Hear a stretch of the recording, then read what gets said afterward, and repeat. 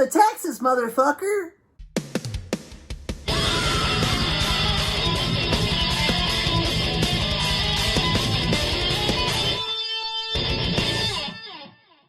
Alright guys, welcome back to Days of Darkness, and welcome to my review for Texas Chainsaw 3D. This one came out in 2013. It is starring Alexander Daddario, Trey Songz, Dan Yeager, and was directed by John Lucenhop. Yeah. Now, so,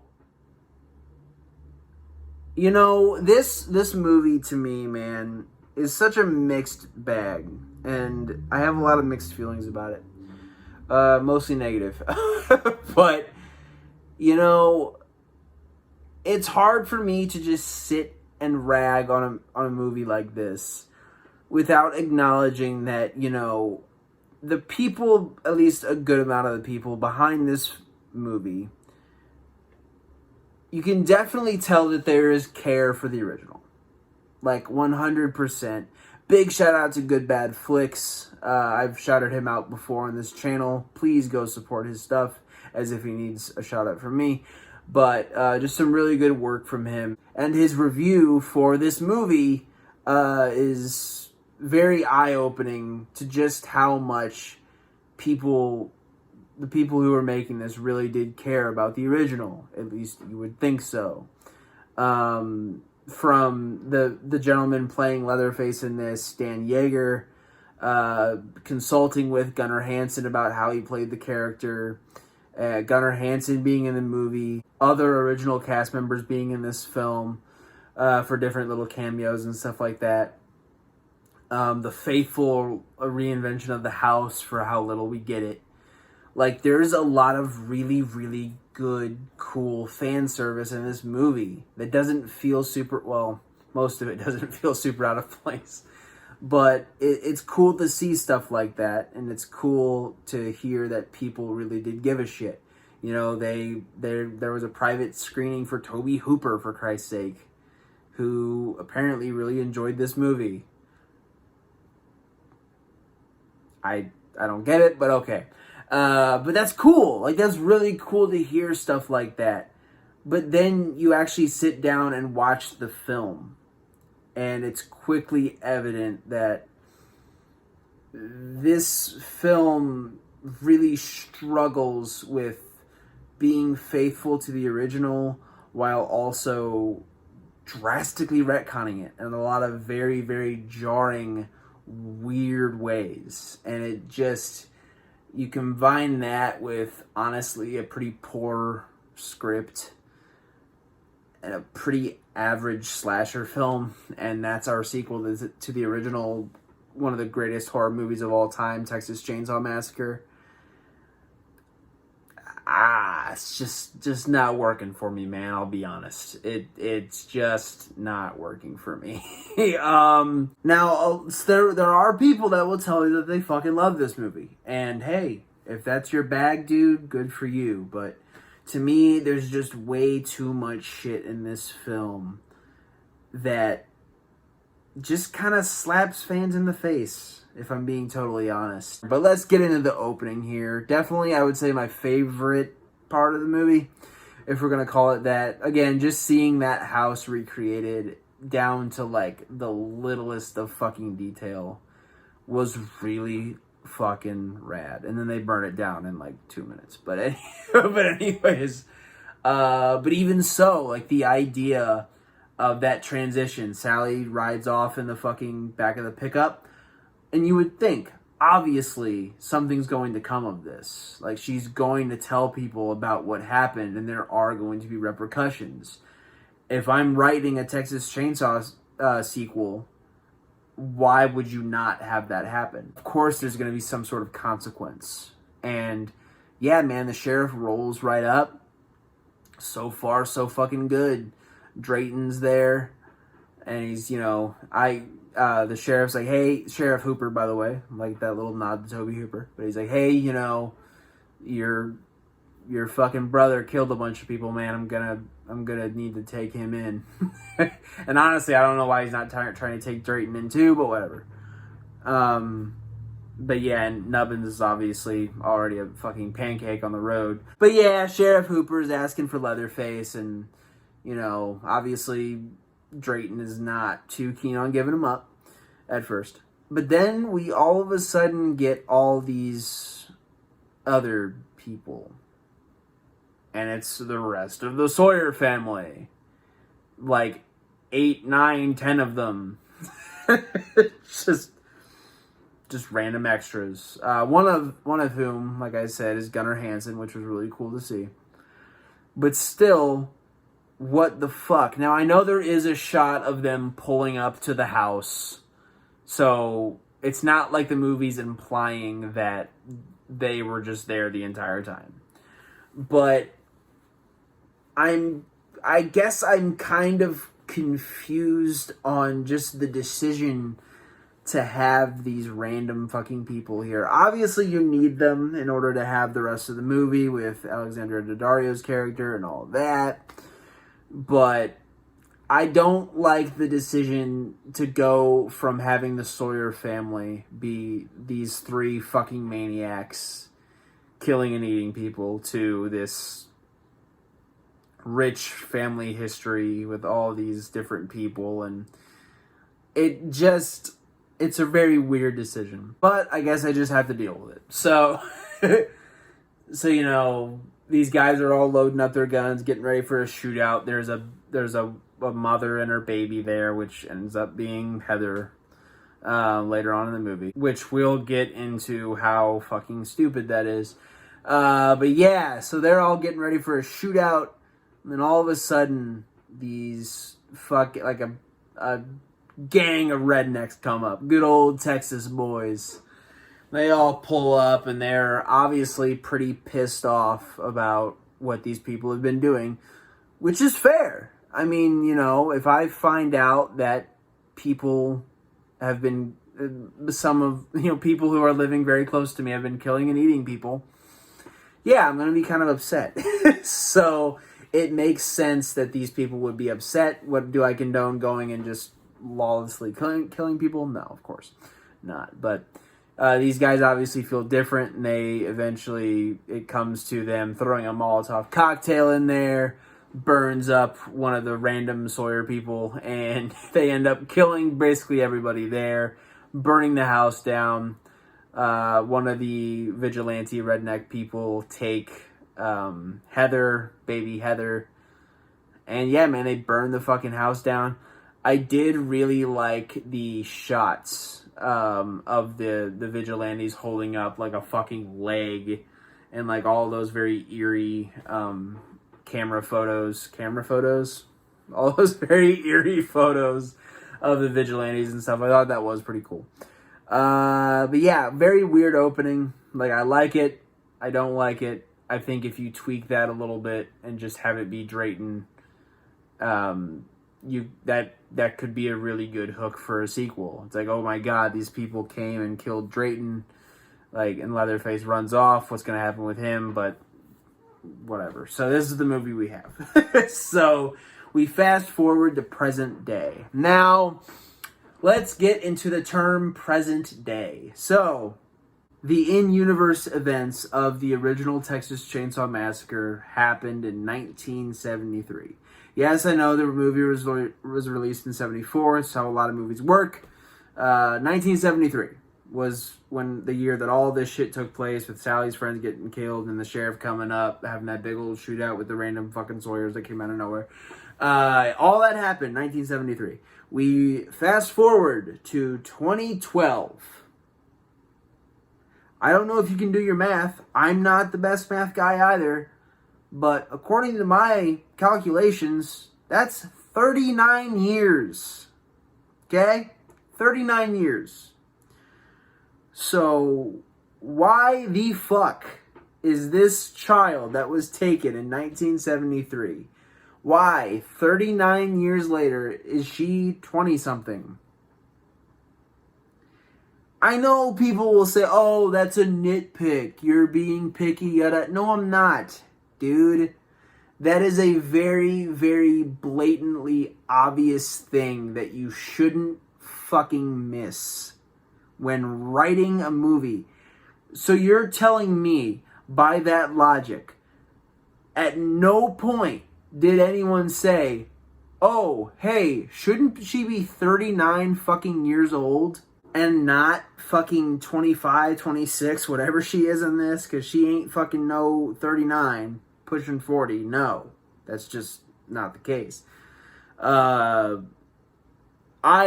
don't get what the fuck happened here. There is some allusion to, like, maybe they're trying to switch up the year that the original took place, which is fucking stupid. Like, why the fuck would you blatantly try to switch up the year that the original takes place in? That, to me, just is so just fucking lazy and stupid. And it's like they do it in the dumbest fucking ways. Anytime there is a documented date of the original Texas Chainsaw Massacre, like whether it's like a tombstone or a fucking newspaper, they always cover it up. Like they don't, like they knew they fucked up, but they didn't want to go back and rewrite this shit. So they just covered it up and just acted like it took place in the fucking 90s. No, dude. What the fuck are you doing, man? God, just such laziness, man. Just such complete fucking laziness. It's so stupid. It's probably one of the things that makes me most angry about this fucking movie. I know people harp on it a lot, but it's just that's when you are given a huge budget and it's a responsibility to really put forth the best effort and make the best movie you possibly can, and an opportunity that a lot of fucking filmmakers would kill for, and you do that, fuck off. That's all I have to say. Yeah, I got a little more heated about that than I expected. But it's bullshit, man. It's total fucking bullshit. There's no excuse for it. People can... If you like this movie, great, but there's just no fucking excuse for that. I'm going to calm down and talk about the rest of this movie. Very, very dumb. And you know what? One more thing. Why not have this take place in the 90s? Like, would it really been that fucking difficult? Like, if you really go through this movie and look at shit, I would say maybe... Obviously, they would have to invest a little more in, like, decoing everything up to make it look better. Different product labels, different cars and shit like that. Like, there would be a little bit of a budget rise on that for sure. And maybe that was a big reason why they just decided to cover everything up and be fucking lazy about it. Anyways, but to me, you know, that budgetary increase is well worth it instead of just blatantly letting your audience know, hey, we're fucking dumb and we don't know how to do math. Moving on. So I know I'm kind of being a hypocrite about that because I'm not the best math guy either, but even me, even if I can fucking understand that, you got something wrong, man. Just letting you know. Moving on. Yeah, dude. So, you know, Heather inherits this, the last Sawyer woman dies. I believe her name is Verna. If I'm not mistaken, it's Verna Sawyer, which again is just this random extension of the Sawyer family. And who knows, maybe in the original, you know, Drayton Sawyer had a uncle living in fucking West Texas. I don't fucking know, but to me it's just stupid. Moving on, but she inherits this big, nice fucking house. And that's where a lot of this movie takes place. Now, before we get into another stupid thing with this movie, I'm not sure about the setting. To me, going from that very gritty feel of the original to this nice, polished... I know you're not going to be able to completely retain that grittiness because that movie was a very stars-aligned thing with how it felt and everything, but... So I'm not expecting necessarily all that grittiness, but to go from this kind of dilapidated, beaten-up house to this very nice, pristine mansion. And spoiler alert, that's where Leatherface is. Just dumb to me. I do not understand that. I do not get it. But whatever. So she inherits this mansion, or inherits. I don't think I've been saying that right my entire life. Inherits this mansion, and the lawyer guy basically hands her this letter and says, "Hey, it's really important that you read this." And she goes, "Oh, okay." And he goes, "No, it's really important that you fucking read this. Like, Verna wanted you to you need to read this. Read it." You would think he would maybe kind of, I'm not even going to say that, because the dude blatantly was like, "Hey, this is fucking important." Like, it's not like he just didn't say anything. It's not like he just handed it to her like whatever. He's like, "Hey, fucking read this. Like, maybe even before you enter the house. Read this now." And she just doesn't. And at the end of the movie, this woman blatantly says, like, "Hey, your real name is," I don't even remember what her actual fucking name's supposed to be. But, "Hey, your real name is this, yada, yada, yada. Also, you have a murderous, cannibalistic brute of a fucking cousin living in the basement. And you're going to have to take care of him if you live here. So, okay, thanks. Bye." Dies. Yeah. So, I'm dying for a sketch where they recreate this scene. And she just pops the letter open right there and is like, "Yeah, no, I'm not going in there now." Again, they just leave, and that's the end of the movie. I know you kind of have to have her not read it in order for this shit to happen, but all her friends are fucking killed, which none of them are great people anyways. But, all of her friends are fucking killed. She goes through this traumatic fucking experience, and she ends up altering her entire life by the end of the movie, and we'll get there. And, it all could have been avoided if you just would have fucking listened to the guy. And there's even a scene in a bar later on where she meets up with him after all this shit has happened to her. And she goes, "Why didn't you tell me about the fucking shit?" And he's like, "You didn't read the fucking letter?" Okay. I'm losing my shit, man. It's just so fucking stupid, dude. It's so fucking dumb. I know, like, I try not to be too mean, but for fuck's sake, moving on. So, alright. I need to maintain my composure. Good lord. This is the most I've laughed in a review probably ever, I think. So let's talk about Leatherface. I'm pretty sure I mentioned this, but the new actor, Dan Yeager, who's playing Leatherface in this movie, did consult with Gunnar Hansen about, how to play Leatherface and all that stuff, which is really cool to hear. Like, that's really cool to hear that he actually went forth, like, kind of stepped up and, put in the effort and actually did that. That's really cool. But much like the rest of this movie, it doesn't really show for much. I think Dan Yeager does fine. I will say, it does not feel like the original Leatherface. I don't get that sense from him. People complain about the Leatherface in the remakes and how he doesn't feel like the real Leatherface, and he's just this big mindless brute, yada yada yada. And to me, and obviously, yeah, he is way different in those movies. You also have to keep in mind that's a fucking remake, so it's a reimagining of that story. Do I prefer that version of Leatherface over the original? Of course not. No. But it's a remake. It's supposed to be like that.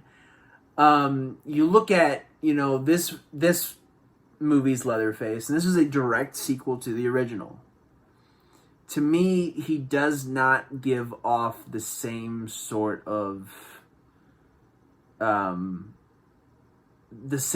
characteristics as that original Leatherface. It's there in little spurts, but not enough for me to call it a faithful reinterpretation of that character. Does it beat the ever-living fuck out of like a Texas Chainsaw 2, 2, 3, 4? Yeah, absolutely. Like, it beats, like, this Leatherface beats the fuck out of all of those. But to me, you know, if you're trying to really honor the original, I think the execution was a little off as far as Leatherface is concerned. Also, the masks are just god fucking awful. Like, I do not understand how, I mean, they just look fucking terrible. There's really no other way to say it. Leatherface has gone through a lot of different looks. None of them, I mean, it's not like he's pretty ever, but a good majority of them aren't that great, and it's nice when you get the precious few that are really fucking cool. This is not one of them. This one is pretty fucking bad. But yeah, so Leatherface to me overall, it's okay, but it could have been way fucking better. But that leads me into, honestly, probably my biggest problem with the film. It's between this and the whole timeline thing, but to me, this does a disservice to the series itself, while the timeline thing is just kind of a fucking stupid, dumb fucking move. Which, it's bad, but to me, this just does a disservice to the franchise itself. And that's the decision to make Leatherface a good guy by the end of the movie. Here's the deal. Leatherface, the original Leatherface, is somewhat of a sympathetic character, absolutely. He is a big, strong man, but mentally he is incapable of taking care of himself, so he has to rely on his two brothers who are abusive and manipulate him and kind of get him to do things that, you know, they kind of raised him to be this killer, and he doesn't like killing. He just doesn't like it. He is a very sympathetic character in that way, but you also have to keep in mind that he's still a villain. And he's still doing bad things. And he's still willing to do this stuff. When he could very well just rip both of them in half, his brothers in half, if he wanted to. But he doesn't, because he needs them. So he's a sympathetic character, but he's still evil. Like, he's not a good person. There's no honor about Leatherface. He's not an honorable person. He's not generous or kind or anything like that. He's just scared. He is scared, and he's good at killing people, and because he basically has to in order to survive. That does not make him a good person, though. In this movie, pretty much by the end of it, kind of makes Leatherface a hero in some ways. And not only that, they kind of make the entire Sawyer family a sympathetic. And it's like, no. They're fucking murderous, cannibalistic monsters. There is no redemption for them. They have done horrible things. The original Sawyer trio killed a multitude of people. There is no forgiveness. There is no redemption. And so the whole idea of our main hero teaming up with Leatherface to kill the dastardly mayor who was basically the leader of the vigilantes back in 73, 93, whatever this film decides the year was.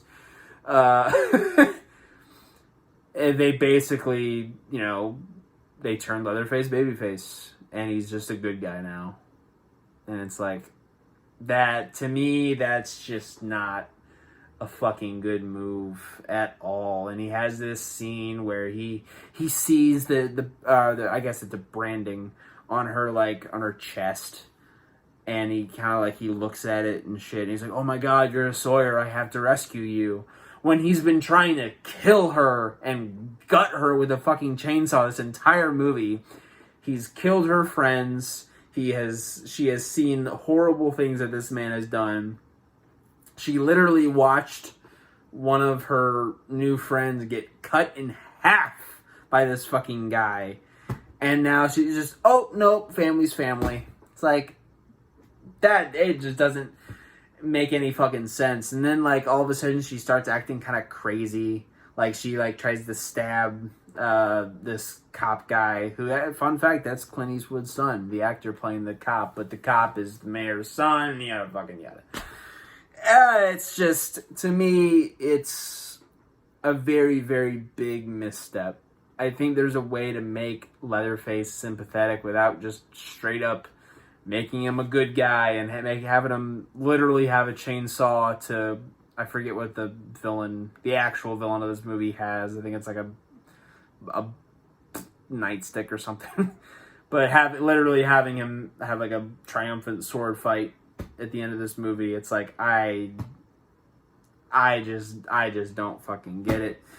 And then, you know, they kill the mayor and his buddy, and they fucking, like, and the Sheriff Hooper is just cool with it. He's like, clean this shit up. It's like, you're an officer of the law and you just witnessed a murder. And you're like, it's Texas. What are you gonna do? Whatever, man. Anyways, so they go back home, and Heather has decided to just take care of Leatherface for the rest of her life, and she has thrown her entire life away, basically because everybody in her life was ripped away from her by this guy, and now she's just gonna take care of him because he's family. This movie ain't it, man. Just being honest, dude. I think this movie is not very good. That'll do it for the review portion of the video. But you know what we gotta do now, baby? We gotta get into the blood, the guts, and the digital gory bits. Let's get into my Kill the Film. Stick around.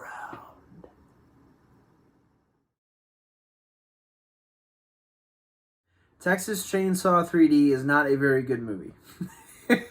As we've clearly been over for the past however many minutes.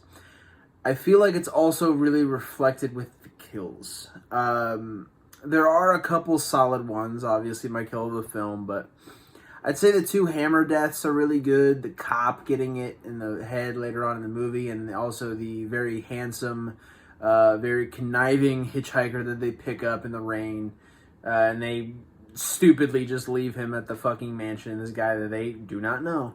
But he ends up trying to steal everything, and he's stupidly trying to break into Leatherface's. Obviously, he doesn't know there's a murderer in there, but he's trying to break into this locked fucking door. It's like, dude, just cut your losses and scram. But he gets the hammer, gets it right in the fucking face too, man.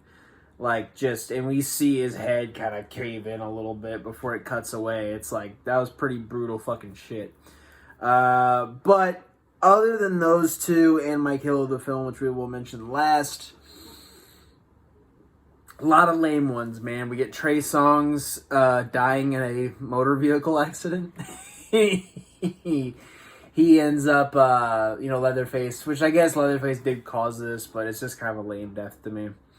Maybe they had it in his contract since he's a big music star that he can't get fucking obliterated with a chainsaw, so whatever. But he ends up getting in a car wreck, and this open pane of glass, you don't actually see it, but at the aftermath, this pane of glass is just in his fucking neck, half decap style, crazy. But it, to me, is just kind of a wet fart of a death. It's like, oh, okay. His mistress and Heather's, best friend, apparently her best friend, even though she's a shithead. She ends up getting taken after that by Leatherface, stored in this freezer, only for the cop later on who gets the hammer to the head. He opens it up, and she ends up popping out of there in a little homage to the original, and he just shoots her in the fucking face. So it's like, okay. So a lot of indirect Leatherface, a lot of deaths in this movie not directly done by Leatherface. So, okay. But yeah, so those are definitely the two fucking lamest ones of the movie for sure. We get what really should have been the kill of the film, but it's just a CGI fuckfest that looks so goddamn stupid. But Leatherface, the big bad guy mayor. Oh, also Heather impales one of the vigilante guys with a pitchfork. So, yippee. But Leatherface does end up getting the better of the mayor, I don't even remember his fucking name, but he ends up getting the better of him, and he's kind of they're in this meat packing facility for the ending of the movie, and he ends up, this guy's hanging on, he's trying to get away from the blades, and Leatherface just chops both of his hands off, and I'm like, okay, we're gonna get some serious fucking gore here, and it's just this mess of fucking ugly ass CGI shit. Just looks fucking horrendous. Looks absolutely terrible. CGI fucking... It looks like it was rendered in a fucking PS2 video game. It looks that fucking bad. It's god awful. There's a couple really bad CGI shots. We get the blatant that you knew was going to happen, the 3D chainsaw coming at the screen, and it looks like it's just really poorly green screened into the shot. It just looks fucking terrible. But yeah, kill of the film for me, though, is going to go to Kenny. That's his name, Kenny, the band guy. Goes down to the basement, sees Leatherface. He tries to run back up the stairs, but Leatherface catches him with a meat hook right in the back and just drags him down. And then later on, Leatherface ends up... Kenny's pretty much out of it, and Heather's down in the basement now as well, but Leatherface grabs him, props him up on a meat hook, and then Kenny still tries to fight this fucking guy, which, okay, it's ill-advised, but whatever. You might as well at this point. Takes his chainsaw and just runs right through him and just completely halves this poor fucker. Really brutal shit. Definitely kill the film here, because there's really not a whole lot to get into, honestly. But yeah, so a little bit of a bummer for kill of the film, but you can't win them all, right? Anyways, man, that'll do it for Texas Chainsaw 3D. Skip it.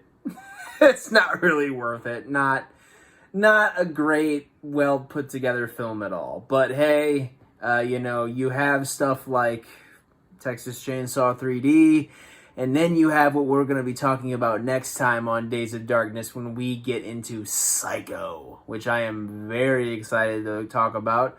I'm shocked I haven't reviewed it yet, but now is just as good a time as any, so that's what we're going to be doing next time on Days of Darkness. But until then, guys, thank you so much for stopping by, supporting this dream, supporting this channel. Every click, every like, every comment, every share really, really does help me out a lot, and really does help get more eyeballs on this channel. So yeah, man, thank you so much as always. I want you guys to take care of yourselves. I want you to take care of each other. And I want you to keep watching horror. All right, guys. Have a good day.